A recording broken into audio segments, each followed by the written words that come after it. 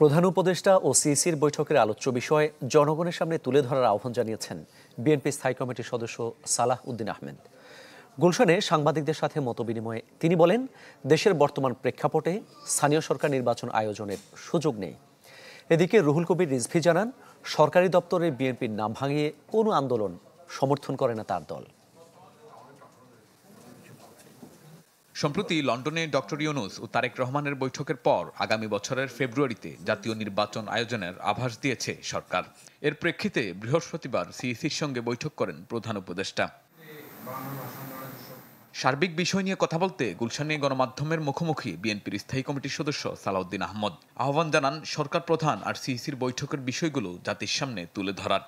সবাই এখন আমরা ধারণা করে নিচ্ছি মাননীয় প্রধান উপদেষ্টা হয়তো তার মেসেজটি প্রধান নির্বাচন কমিশনারকে জানিয়েছেন ফেব্রুয়ারি 2026-এর প্রথমার্ধে রমজান শুরু হওয়ার আগের সপ্তাহে নির্বাচন অনুষ্ঠানের জন্য প্রস্তুতি গ্রহণের বিষয়ে। এটা আমাদের ধারণা, আমরা জানি না সত্যি সত্যি এটা উনি কমিউনিকেট করেছেন কিনা, এই পরামর্শ দিয়েছেন কিনা বা ইনস্ট্রাকশন দিয়েছেন কিনা। যদি উভয় পক্ষ থেকে বিষয়টি পরিষ্কার করা হয় জাতির সামনে, তাহলে আমরা আশ্বস্ত হব।